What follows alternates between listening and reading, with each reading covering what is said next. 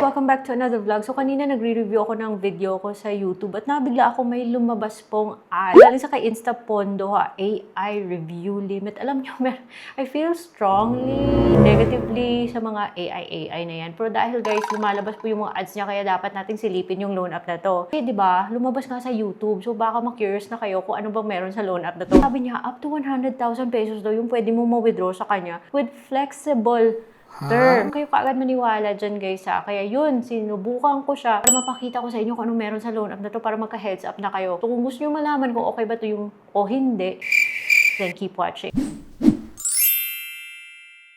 Hi guys! Welcome back to another vlog. It's Ate Red here. Dito nagre-review po tayo ng mga online lending platforms. Hindi po to sponsored ha. Based po to on experience. So ginawa ko yung video na to para mabigyan ko kayo ng heads up po kasi yung mga loan app kasi guys, nakaka-affect po to sa ating credit history. Kaya dapat natin tong pinag-iisipan talaga. Ito na yung first ko marireveal sa inyo guys ha. Na alam nyo ba, wala po siya sa list of recorded online lending platforms. At importante po talaga na nakalista doon yung isang OLA dahil OLA siya.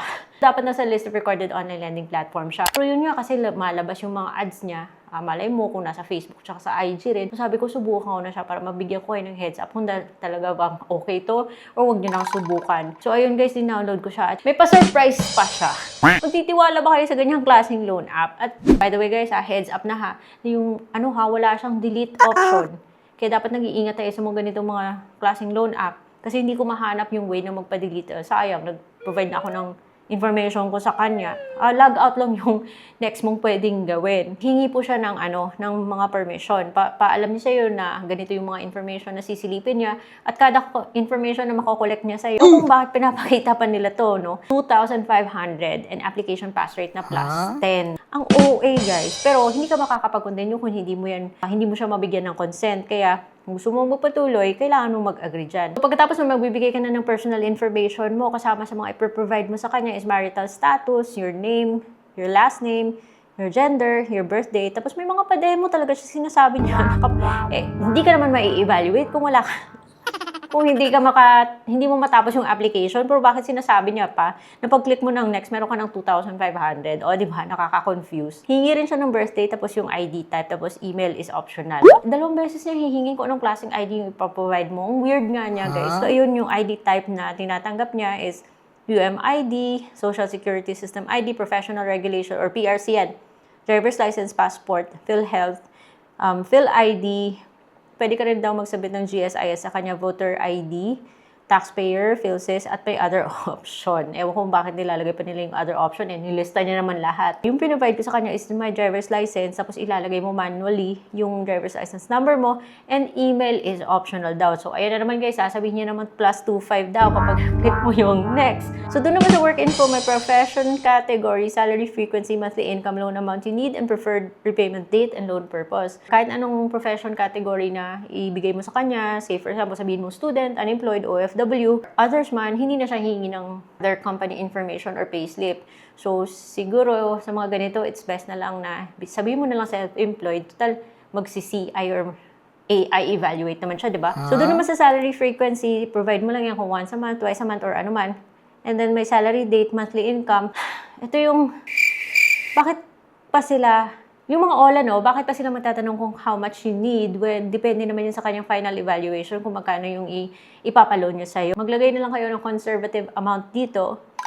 And then yung preferred repayment din. Iba rin yung drama nito, no? So, loan purpose, i-indicate mo rin. Pagkatapos i-click mo yung next. First time mo, huwag kang mag-expect na diretso ka sa 100,000, ha? Dalawang contact information po yung hihingin niya. But make sure nyo talaga na nagbigay kayo ng heads up or humingi kayo ng permission na gagawin yung mga contact info, yung mga pipiliin nyo, lalagay nyo dyan. I confirm that I have informed this person and I have permission to share their name and mobile number for verification purpose. O yun.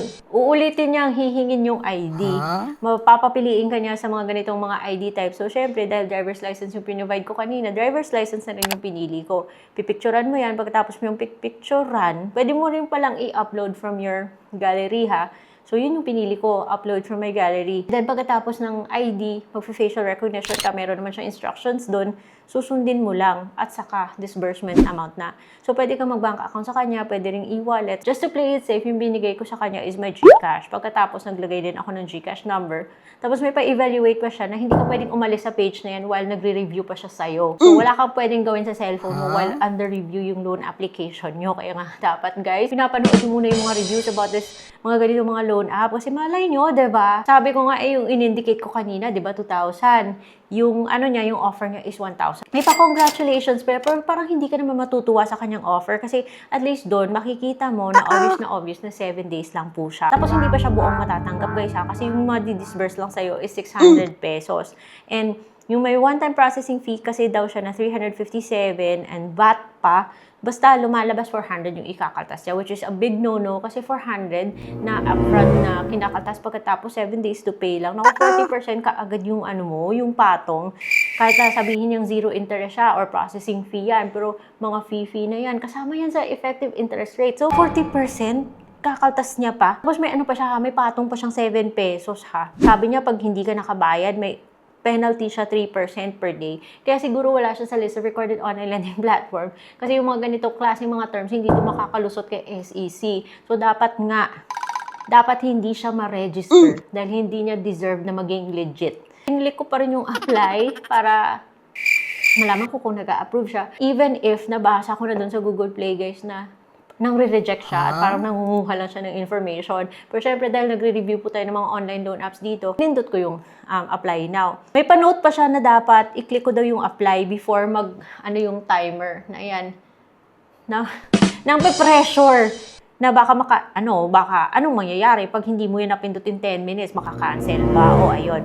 Para may psychological effect yan na, hala, sige, i-grab mo na. Pero wag guys, wag. Hindi naman nakakatuwa yung terms nito. Baka magsisi ka lang. Yun na naman guys, sabi niya kapag reviewing, wala ka pwedeng ibang gawin sa cellphone. Diyan ka lang. You're not supposed to leave that page while naka-review yung loan mo. Error pa, nag-error. Nakakatakot yung mga ganitong klase mga loan apps. Number 1, red flag na kasi wala siya sa SEC list of recorded online lending platforms. Tapos kumakaltas siya. Tapos when there's smoke, there's fire. Kasi marami po nagsasabi dun sa Google Play Store na parang nangunguha lang siya ng information kasi in the end, reject.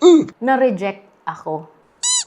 At nung na-reject ako, wala namang pumasok po sa GCash. So, hindi ko talaga marirecommend yung ganitong klaseng loan app. It's not because na I don't like it. Pero obvious guys, na hindi naman maganda yung terms niya dahil kakaltas po siya ng 400 pesos. Kaya sa loan na 1,000, yung matatanggap mo na lang ay 600. How much more kung naging 2,000 yung i-approve niya sa'yo, edi matatanggap mo 1,200 na lang. 40% yung interest niya or the cost of borrowing money. At yung pinakamasaklap sa lahat is 7 days lang siya. So, not recommended talaga siya. Nako, layuan nyo na yung mga ganito guys. Lahat talaga natin yung mga loan apps na buong natatanggap. And by the way guys, kasi yung loan app na to ay nasa Google Play Store. Kaya dito ko po siya sinubukan sa aking Samsung na flip phone. Na buhay pa hanggang ngayon kahit na may bagong model na si Samsung. And nasa Shopee pa rin guys. So kung bet nyo yung ganitong cellphone, then meron tayong product sticker. At kung bet nyo rin yung lipstick ko na super red guys, ayan o. This is from L'Oreal. So kung gusto nyo yung ganitong klaseng red, Gora na. Meron tayong product sticker dyan kung bet nyo. So, yun lang for today's video. I'll see you on the next one.